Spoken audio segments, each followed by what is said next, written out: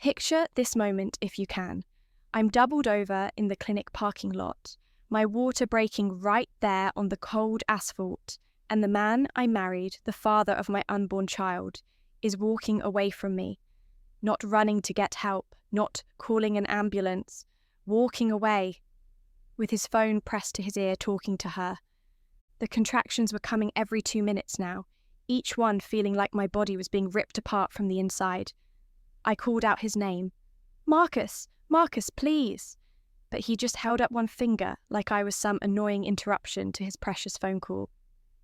Do you know what it feels like to realise that the person you love most in the world sees you as an inconvenience, even when you're literally bringing his child into this world?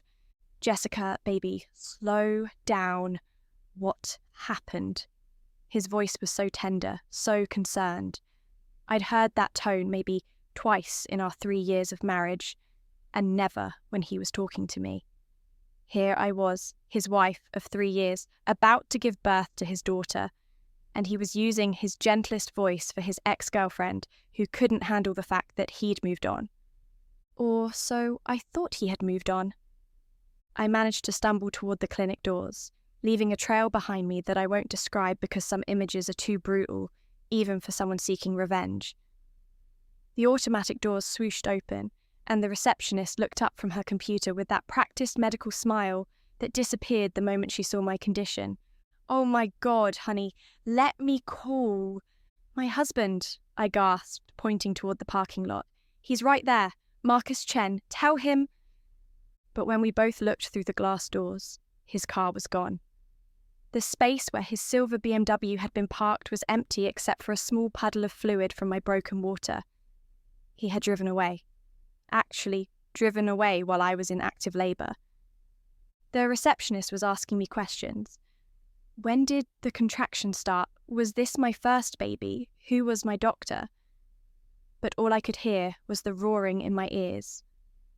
All I could think about was Jessica Walsh, the woman who had destroyed my marriage from the inside out with her constant emergencies and her convenient breakdowns that always seemed to happen right when Marcus and I were having important moments. Our engagement party, Jessica had a panic attack.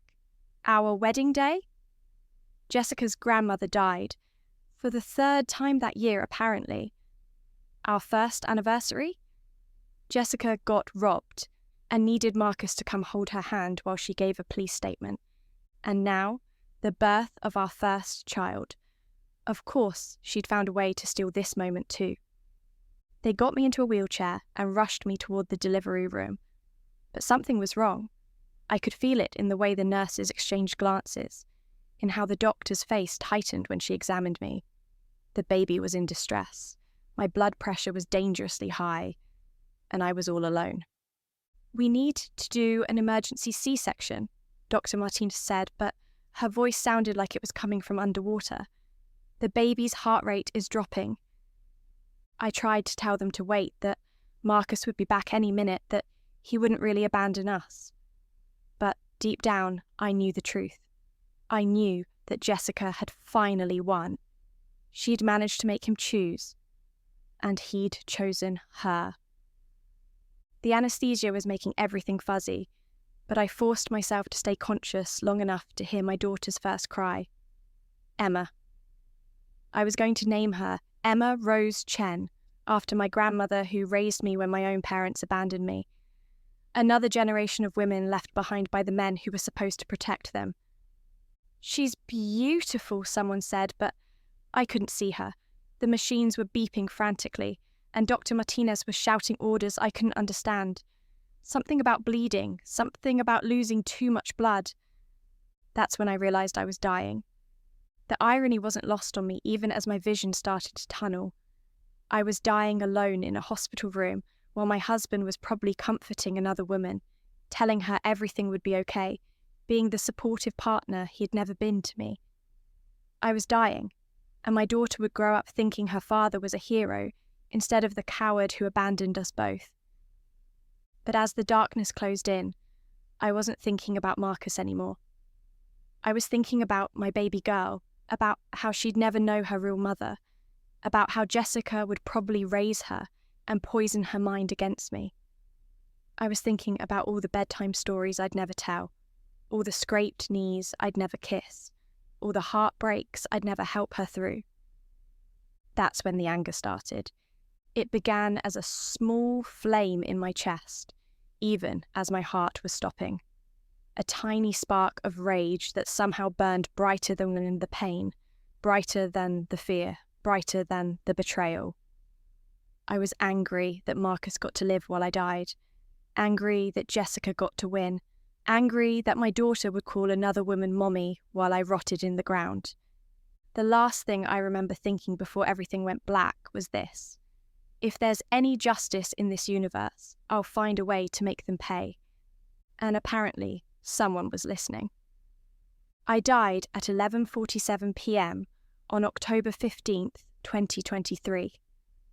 The official cause of death was postpartum hemorrhage complicated by preeclampsia.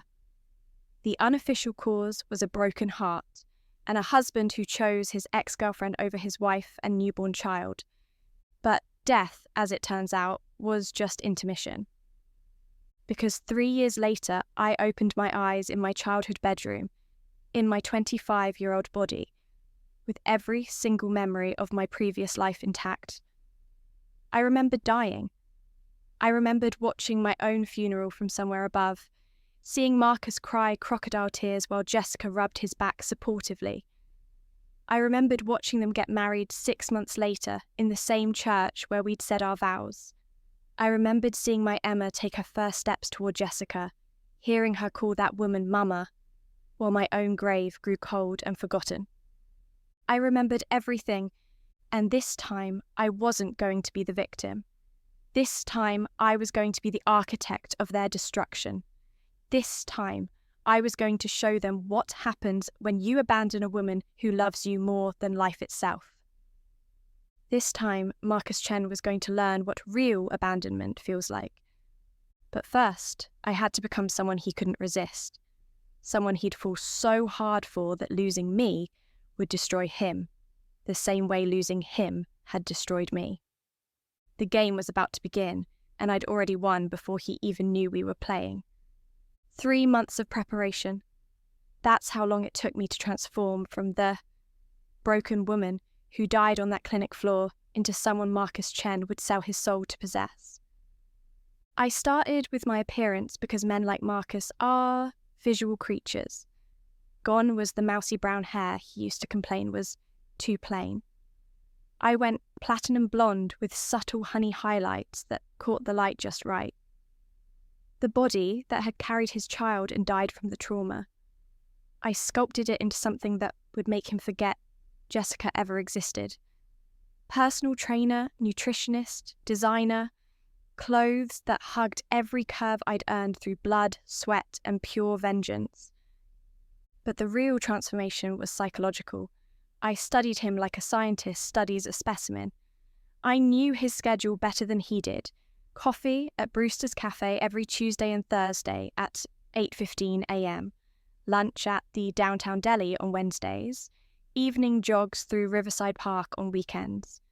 I memorized his patterns, his preferences, his weaknesses, and Marcus had so many delicious weaknesses. The first accidental encounter happened on a Thursday morning. I walked into Brewster's wearing a black cashmere sweater that cost more than he used to spend on me in a month, my new platinum hair falling in perfect waves over one shoulder. I ordered a simple black coffee, no sugar, no cream, and made sure to bump into him just slightly as he waited for his ridiculous caramel macchiato with extra foam. "Oh, I am so sorry." I touched his arm gently, letting my fingers linger just a heartbeat too long. When he looked up from his phone, I watched his pupils dilate. Hook, line, and sinker. "No problem at all," he said, but his voice caught slightly. He didn't recognize me. How could he? To him, Rachel Chen was a distant memory, a brief inconvenience who'd died and left him free to pursue his true love. But his body recognized what it was seeing. Perfection tailored specifically to his taste. "You come here often?" The line was cheesy, but I delivered it with a smile that promised secrets. I'm new to the area, still learning the best spots. Every Tuesday and Thursday, he said, then immediately looked embarrassed for being so predictable. I work downtown. You? I'm between projects right now. I let mystery hang in the air like expensive perfume, taking some time to figure out what I really want from life. What I really wanted was his complete destruction, but we weren't there yet. I introduced myself as Rachel Monroe, keeping my first name because I wanted him to have nightmares about it later, but changing the surname to something that wouldn't trigger any unwanted memories. He told me his name was Marcus, and I pretended to find it strong and attractive instead of wanting to spit in his face. Well, Marcus, I said, backing toward the door with my coffee, maybe I'll see you around. I left him standing there, watching me walk away in my perfectly fitted jeans. And I knew I had him. Men like Marcus always want what they can't immediately have, and I just positioned myself as the ultimate challenge, the beautiful mystery woman who might disappear at any moment. The second encounter was 2 weeks later at his gym. I joined the same day he did our first coffee meeting, timing my workouts to coincide with his. I wore the kind of athletic wear that was technically modest, but left absolutely nothing to the imagination, and I made sure he caught me deadlifting more weight than Jessica could probably carry in her purse. Rachel, he approached during my cool-down stretch, trying to look casual but failing miserably. From the coffee shop. Marcus, right? I smiled like I had to think about it for a moment. What a coincidence. It wasn't a coincidence, and we both knew it, but the game required pretense. I have been thinking about you, he said, and I almost laughed at how quickly he'd abandoned any pretense of subtlety. Would you maybe want to grab dinner sometime? I pretended to consider it, watching him hold his breath like a schoolboy asking his crush to prom. This was the same man who used to take me for granted, who'd roll his eyes when I asked for a date night, who'd cancelled our anniversary dinner because Jessica needed him to assemble her new bookshelf. I'm not sure that's a good idea, I said slowly. Are you married? The question hit him like a physical blow. His hand instinctively went to his wedding ring, and I watched him actually consider lying to me. In that moment, I knew Jessica's hold on him wasn't as strong as she thought. The perfect marriage she'd stolen from me was already cracking. It's complicated, he said finally. Complicated. As if abandoning your wife during childbirth and marrying your ex-girlfriend 6 months later was just a relationship hiccup. I don't do complicated, I lied smoothly, but thank you for being honest. I left him there again, but this time I could feel his desperation radiating like heat. The seed was planted. Now I just had to let it grow. Over the next month, I engineered a dozen more coincidences. The bookstore where he browsed business magazines, the restaurant where he grabbed takeout when Jessica worked late, the park where he jogged, trying to work off the guilt of his pathetic existence. Each time I was friendly but distant, available but not desperate. I'd let him catch glimpses of my life, mentions of travelling to Paris, a phone call from someone named David who was obviously interested in me, designer shopping bags that suggested money and independence. I became everything Jessica wasn't, mysterious where she was predictable, independent where she was clingy, exciting where she was comfortable. The breakthrough came during our 5th chance meeting. He was at the park sitting on a bench looking miserable after what was obviously a fight with his wife. I jogged past, then doubled back as if concerned. You look like you could use a friend, I said, sitting beside him, but maintaining careful distance. My wife doesn't understand me, he said, and I almost choked on the cliché. We want different things. What do you want? I asked, turning to face him with the kind of intense attention he'd probably never received from Jessica. I want to feel alive again, he said, and for a moment, I saw the man I'd once loved buried under all the selfishness and cowardice. I want to feel like myself instead of just existing. Perfect. He was already emotionally divorcing himself from Jessica. Life's too short to just exist, I agreed. We all deserve to feel passionate about something, or someone. The way he looked at me then, hungry, desperate, completely hooked, was exactly what I'd been working toward. He was falling, and he didn't even realize the ground was about to disappear beneath his feet. "Rachel," he said, his voice rough with want, "I know this is crazy, but I can't stop thinking about you. You're like this light that walked into my dark life, and now I can't imagine going back to the darkness."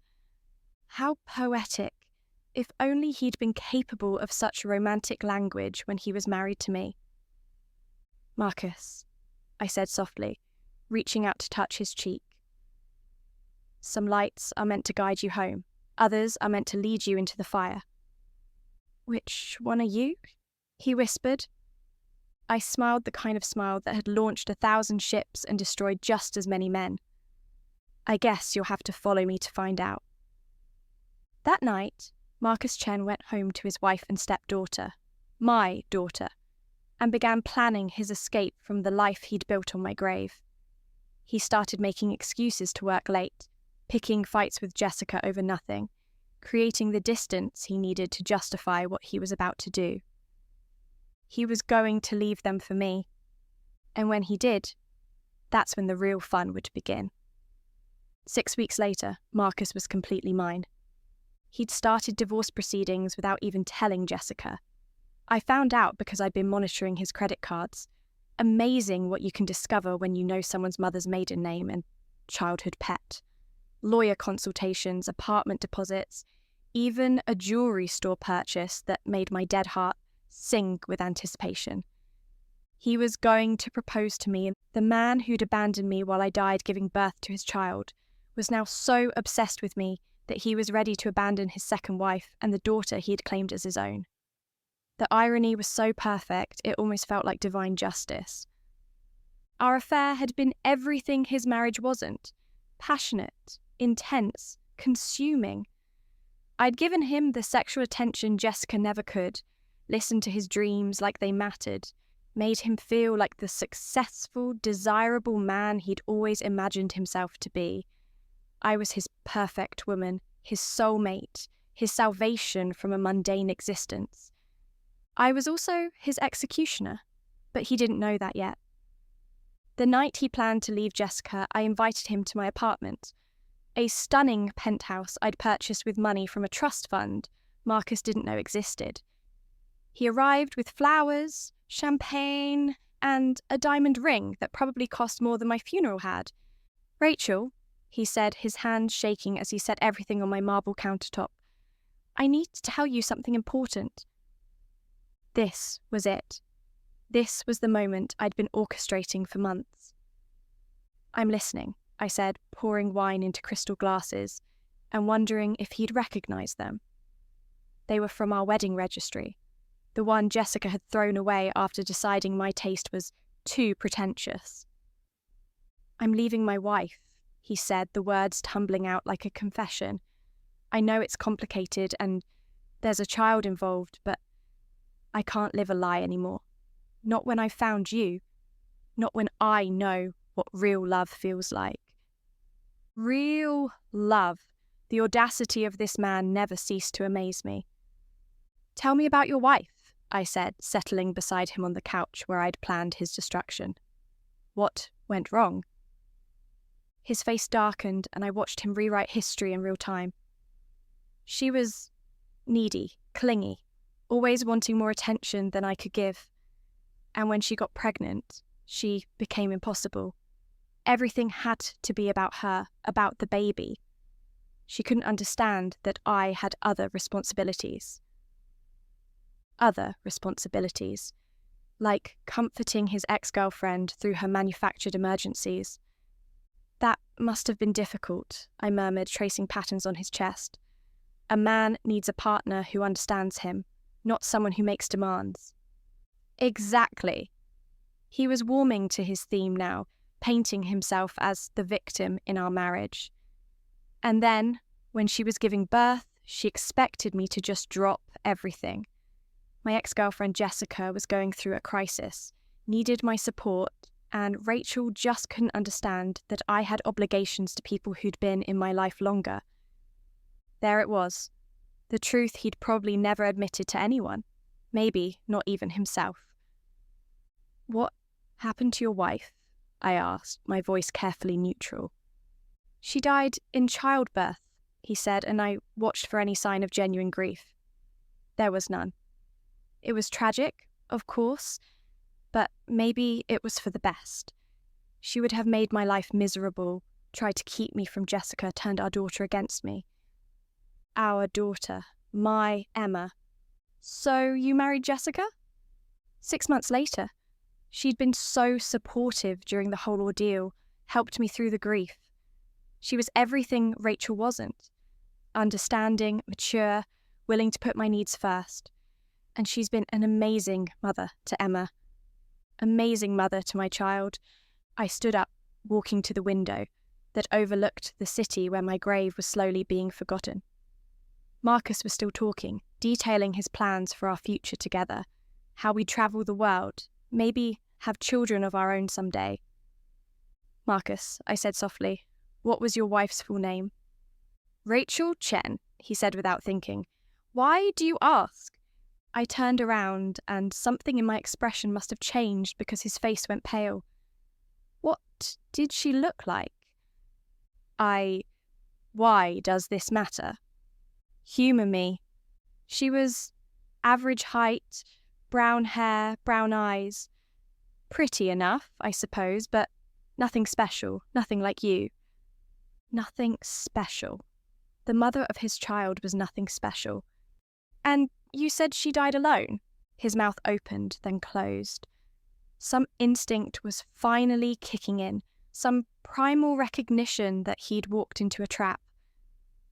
"Rachel, what's going on?" I moved to my bookshelf and pulled out a photo album I'd prepared for this moment. Wedding photos, ultrasound pictures, images of me pregnant and glowing with love for the man who would betray me. "Do you recognise her now?" I asked, opening to a page where I was wearing my wedding dress, smiling beside him on what should have been the happiest day of my life. The album fell from his hands, scattering photos across my expensive rug. Pictures of us, together, happy and in love, before Jessica started her campaign to destroy our marriage. "That's impossible," he whispered. "Rachel is dead. I went to her funeral. I buried her." "You buried my body," I said, my voice growing stronger with each word. "But you can't bury the truth, Marcus. You can't bury what you did to me." This was the moment I'd died for, literally. "This is some kind of sick joke," he said, backing toward the door. "Someone put you up to this. Jessica? Did Jessica hire you to test me?" I laughed, and the sound was nothing like the gentle laughter he'd fallen in love with. This was the sound of 3 years of rage finally finding its voice. "Jessica didn't hire me, Marcus. Death sent me. The universe sent me back to show you what real abandonment feels like." "You're insane," he said, but his eyes kept darting to the photos, to my face, connecting dots he didn't want to connect. "Am I?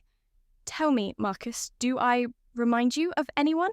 When you look at me, really look at me, don't you see something familiar?" And that's when it hit him. The reason he'd been so instantly, powerfully attracted to me. The reason my laugh had seemed familiar, my smile had felt like coming home.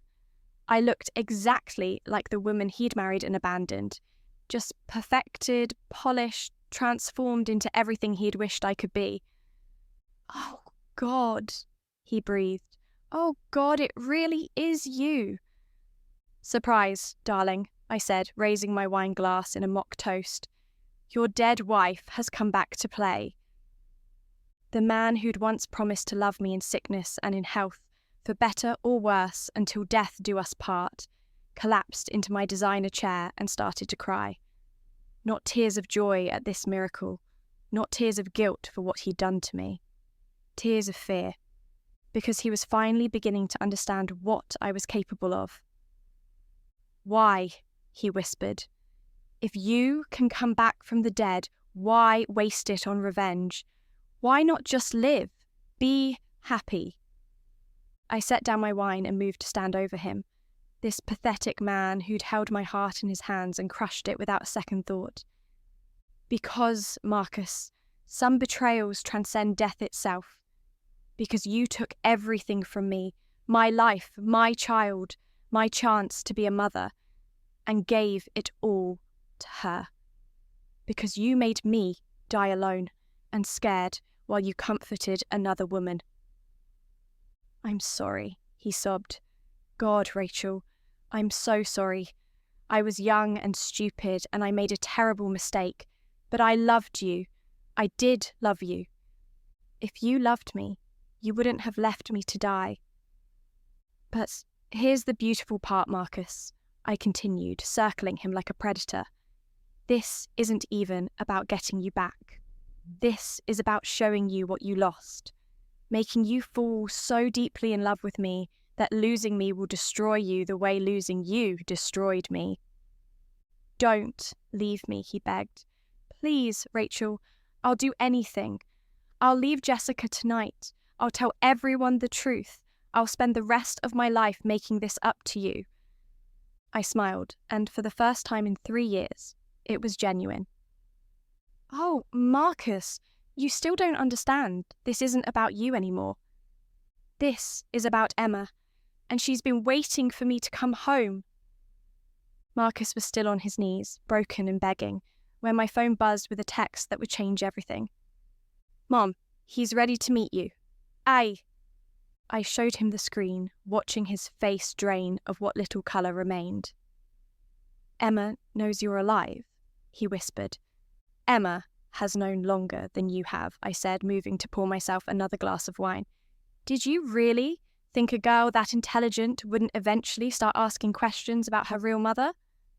The truth was so much more beautiful than he could imagine. "It started 2 years ago," I continued, settling back onto my couch while he remained crumpled on my floor. "Your 16-year-old daughter, our daughter, found something interesting in Jessica's closet. A box of my things that was supposed to have been donated to charity." Marcus's eyes widened. He knew exactly which box I meant. "My diary, Marcus. The one where I wrote about how desperately I loved you, how excited I was about becoming a mother, how hurt I was every time you chose Jessica over me. Emma read every single page." And that's when my brilliant girl started investigating. She confronted Jessica about it first, asking innocent questions about her real mommy. But Jessica's answers never matched what she'd read in my diary. So Emma started digging deeper, looking through old photo albums, searching my name online, even visiting my grave. I pulled out my phone and scrolled to a photo that still took my breath away. Emma, now 19 and absolutely stunning, kneeling beside my headstone with fresh flowers. My headstone that clearly showed I died the same day she was born. She put the pieces together, Marcus. Your daughter figured out that her father abandoned her mother on the night she was born, that you left me to die alone while you ran, to comfort your ex-girlfriend. She doesn't know the whole story, he said desperately. She doesn't understand. Oh, she understands perfectly. I stood and walked to the window again, looking out at the city lights. Do you want to know what she did next? She started researching ways to contact the dead, seances, mediums, spiritual advisors. She was so desperate to know her real mother that she spent her college fund trying to reach me. And somehow, impossibly, she had. Emma has a gift, Marcus. Something that skipped your generation but flows strong in mine. She can sense things, feel things that others can't. And she felt me watching over her all these years. The memory of that first contact still gave me chills. I'd been trapped in some grey space between life and death, watching helplessly as my daughter grew up calling another woman Mom. But Emma's love, her desperate need to know me, had created a bridge between worlds. "She's been communicating with me for 8 months," I said softly, learning about who I really was, not the sanitized version Jessica created to make herself look better. Emma knows I was a painter, that I loved old movies and chocolate ice cream and rainy Sunday mornings. She knows I wanted to name her after my grandmother and teach her to drive stick shift. She knows everything Jessica tried to erase. When I came back to life 3 months ago, Emma was the first person I contacted. Not you, not Jessica, my daughter who'd been waiting for me to find a way home. Marcus was shaking now, the full scope of his situation finally sinking in. What does she want? She wants what any daughter wants, I said simply. Her mother. That's when I heard the key in my front door. I'd given Emma a copy weeks ago, along with permission to come and go as she pleased. This was as much her home as mine now. "Mom?" Emma's voice called out, and I watched Marcus's face crumble completely as our daughter walked into the room. She was absolutely breathtaking. 19 years old, with my dark hair and Marcus's strong jawline, wearing a simple black dress that made her look mature beyond her years. But it was her eyes that stopped my heart. They held the same determined fire I'd carried in life, the same burning intelligence that had helped her uncover the truth. "Hello, Marcus," she said calmly, not even acknowledging him as her father. Just Marcus, a stranger who happened to share her DNA. "Emma," he breathed, struggling to his feet. "Baby girl, I can explain." "Don't." Her voice cut through his desperate words like a blade. "I've heard enough of your explanations to last several lifetimes." She moved to stand beside me, and I felt complete for the first time since my death. My daughter, my beautiful, brilliant daughter, choosing me over the man who'd raised her. "Do you want to tell him, or should I?" Emma asked, and there was something in her smile that reminded me of myself at her age, something dangerous and lovely and absolutely ruthless. "Tell me what?" Marcus asked, though I could see he was terrified of the answer. Emma reached into her purse and pulled out a thick manila envelope. "These are copies of every lie you've ever told about my mother, every story you made up to make yourself look like the victim, every time you rewrote history to justify abandoning a woman who loved you." She opened the envelope and scattered papers across my coffee table. Medical records, hospital security footage, even testimony from the nurses who were there the night I died. "I have been building a case against you for 2 years, Marcus, not a legal case. The statute of limitations on being a terrible husband has passed, but a case for the truth. My daughter, the Avenger." "Emma, sweetheart," Marcus tried again. "I know I made mistakes, but I love you. I've always loved you. Jessica and I, we gave you a good life." "You gave me a life built on lies," Emma interrupted.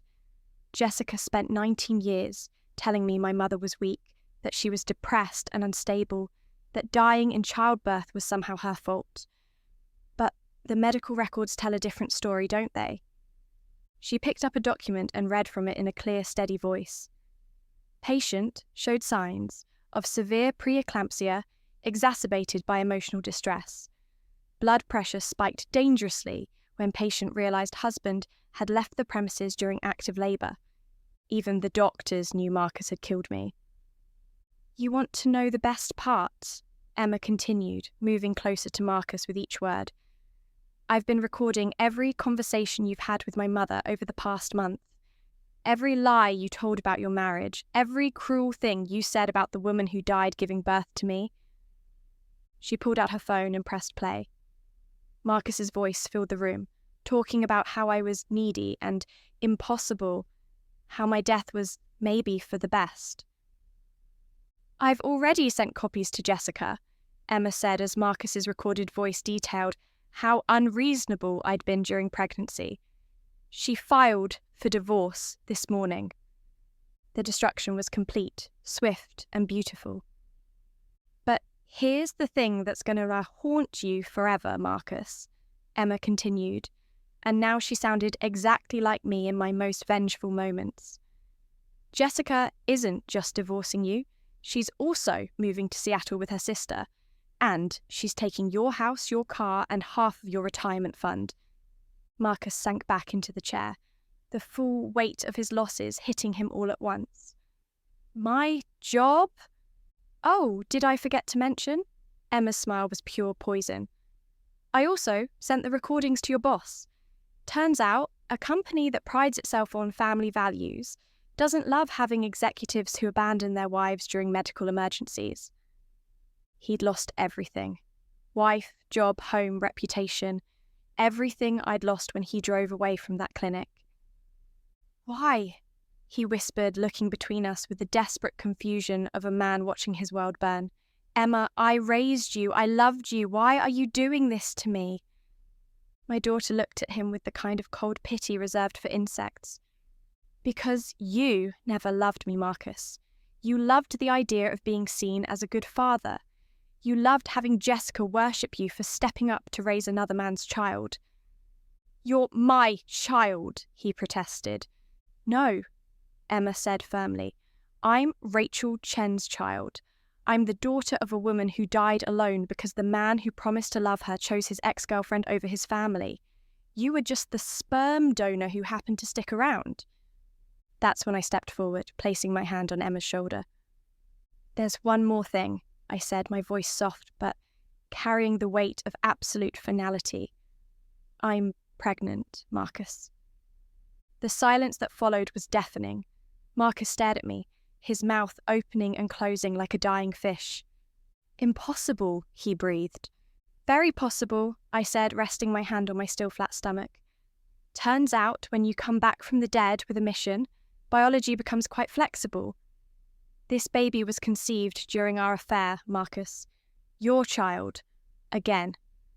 But this time, everything would be different. And just like last time, you're not going to be part of this child's life, Emma said, stepping protectively closer to me. Just like last time, you're going to lose everything. But this time, you won't get a second chance with someone else's love. I moved to my desk and pulled out an envelope I'd prepared for this moment. These are adoption papers, Marcus. Emma is legally changing her name to Emma Rose Monroe. She's choosing to be my daughter, not yours. Emma took the papers with hands that didn't shake, signing her new name with the flourish of someone claiming her destiny. From now on, she said, I have no father. I have a mother who loved me enough to come back from the dead, and that's all the family I need. The two of us together, the way it should have been from the beginning. Marcus tried one last desperate plea. The baby will never know your name, I finished. Just like Emma should never have known it. Some fathers don't deserve to be remembered. Emma and I moved toward the door, leaving Marcus alone in the wreckage of his life. But just as we reached the threshold, my daughter turned back with one final gift. Oh, and Marcus? Mum's not the only one who came back. Grandmother Rose has been watching too. She wanted me to tell you that hell has a special place reserved for men who abandon pregnant women. And with that, we walked out of his life forever. 6 months later, I gave birth to a healthy baby boy in the same hospital where I died. But this time, I wasn't alone. Emma held my hand through every contraction, whispering words of love and encouragement. This time, I lived to hold my son, to name him, to promise him a life filled with the love his father had thrown away. We named him Gabriel, after the angel who brings messages from heaven, because sometimes the message is simple. Love transcends death, but so does justice. Marcus Chen lost everything, his wife, his daughter, his job, his reputation, his chance to know his son. He lives alone now in a studio apartment across town, working as a night security guard, watching other people's happiness from the outside. And every night, he dreams of the woman he abandoned and the children who chose their mother over him. That's what real abandonment feels like, Marcus. Welcome to my world.